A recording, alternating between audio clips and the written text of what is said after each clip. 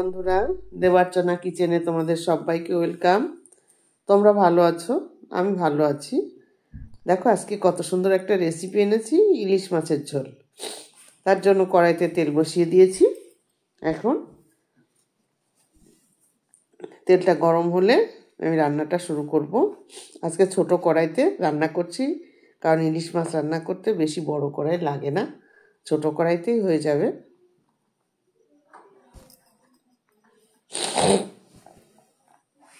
তেলটা গরম করার জন্য একটুখানি অপেক্ষা করতেই হবে। আমার কড়াইটা কেমন লাগছে তাই বলো। এটা নতুন কিনেছি, ছোট্ট কড়াই। কড়াইটা হেভি সুন্দর কড়াই আমার, আমি খুব যত্ন করে রাখি কড়াইটাকে। তেলটা মোটামুটি গরম হয়ে এসছে।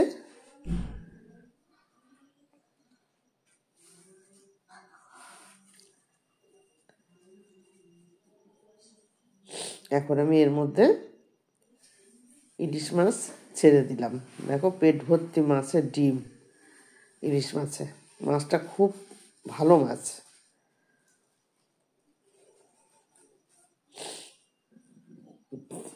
দিয়ে এই পিঠটাকে আবার হয়ে গেলে উল্টাবো। হয়ে গেছে ওই পিঠটা, উল্টিয়ে দিলাম। খুব বেশি ভাজতে লাগে না এতে, খুব বেশি ভাজলে পরে ইলিশ মাছের টেস্ট নষ্ট হয়ে যায়। ওই জন্য অল্প করে ভাজতে হবে। এই মাছের ডিমটা দেওয়া রয়েছে সেই জন্য একটু সামান্য ভাজলাম, নইলে মাছের ডিমে আবার কাঁচা গন্ধ বেরোলে সোনা খেতে পারে না। ওই জন্য ডিমটা ভাজার জন্য একটুখানি মাছটা ভেজে নিলাম। ব্যাস, এবার তুলে নিচ্ছি।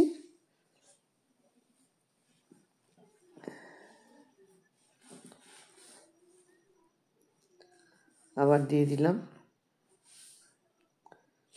এটা ওই একইভাবে ওইরকমভাবে ভেজে নেব, বেশি না ভাজা, একদম বেশি ভাজাই হবে না, শুধু ডিমের আষ্টে গন্ধ ছাড়ানো। ইলিশ মাছ তো তোমরা জানো, কাঁচা ইলিশ মাছ রান্না করলে বেশি টেস্টফুল হয়।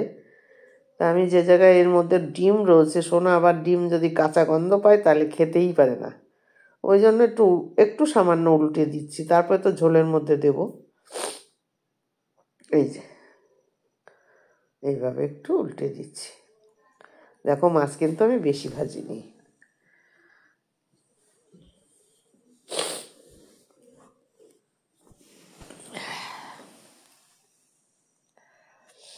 হয়ে গেছে, আর বেশি ভাজবো না, এটাকেও তুলে নেব।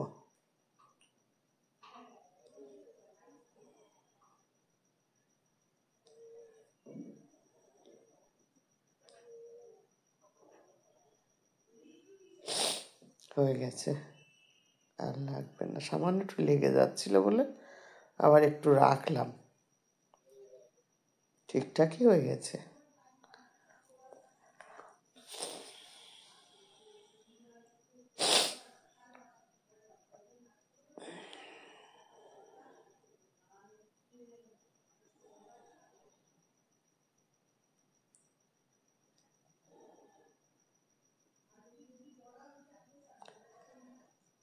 দেখো কিভাবে তেল ছাড়ছে ইলিশ মাছে। এখন এরকম তেল ছাড়া ইলিশ মাছ কিন্তু দেখাই যায় না, তাই না বন্ধুরা? এখন যা ইলিশ মাছ, তেল ছাড়া তো দূরের কথা, মাছের গন্ধও পাওয়া যায় না। কিন্তু আজকে এই মাছটাতে বেশ তেল ছাড়ছে কিন্তু। এবার তুলে দিচ্ছি। ব্যাস, তোলা হয়ে গেল। এর মধ্যে আমি দিয়ে দিলাম একটু কালো জিরে ফোড়ন দিয়ে দিলাম, আর দিয়ে দিলাম একটু জিরে। কালো জিরে আর জিরে একসঙ্গে করে দিয়ে দিয়েছি। জিরে আর কালো জিরে একসাথে দিলে টেস্টটা বেশি সুন্দর হয়। এবার দিয়ে দিলাম একটু জিরে বাটা।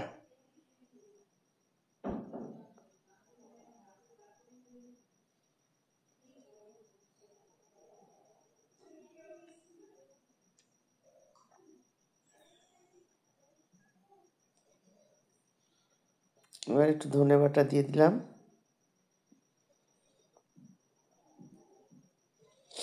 বন্ধুরা, আমি এর সঙ্গে ওই যে জিরে বাটাটা যখন বেটেছিলাম ওর সঙ্গে একটু রসুনও দিয়ে দিয়েছিলাম। জিরে আর রসুন আমি একসঙ্গে করে বেটে নিয়েছিলাম মিক্সিতে। ওই জিরে রসুনটাও দিয়েছি আর ধনে বাটাও দিয়েছি। দিলে এর টেস্টটা আরও বেশি ভালো হয়। এটা বাংলাদেশের স্টাইলে আমি করলাম। মশলাটা কষানো হয়ে গেছে। এটাও বেশি কষানো লাগে না, অল্প কষালে হয়ে যায়। এখন আমি একটা থালার মধ্যে একটু হলুদ গুলে জলটা দিয়ে দিলাম। হলুদ গোলা জলটা দিলে হয় কি বলো তো, হলুদগুলো সব জায়গায় লাগে আর রঙটা কিন্তু খুব চমৎকার রঙ হয়, এই জন্য ওইভাবে দিলাম।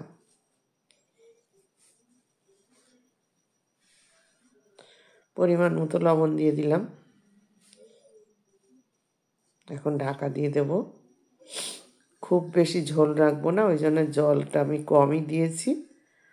এক গাদা ঝোল রাখলে খেতে ভালো হয় না। দেখো কত সুন্দর হয়ে গেছে।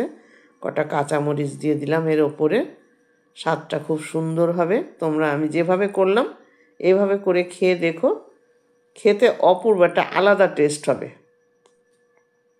আমি এই রান্নাটা যাকে যাকে করে দিয়েছি, যারাই খেয়েছে বলেছে এর একটা অন্যরকম স্বাদ হয়। তোমরা খেয়ে দেখবে, একদম অন্যরকম একটা টেস্ট হয়।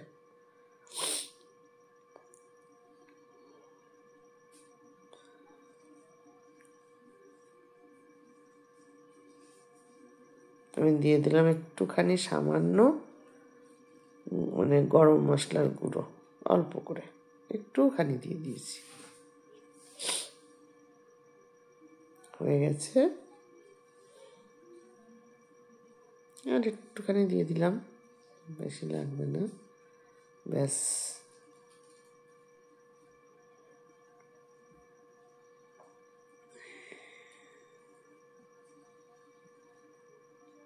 এতে কিন্তু খুব ভালো টেস্ট হবে। তোমরা করে এইভাবে খেয়ে দেখো। ঝোলটা দেখলেই তোমরা বুঝতে পারছো কি জিভে জল আসছে কি না বন্ধুরা। রান্না করে খেয়ে দেখো, জিভে জল আসার মতোই রান্না। এখন আমি এটা হয়ে গেছে, পাত্রে ঢেলে দিয়েছি। দেখো রঙটা কত সুন্দর হয়েছে নামানোর পরে। তাহলে তোমরা এইভাবে করে খেও। টাটা।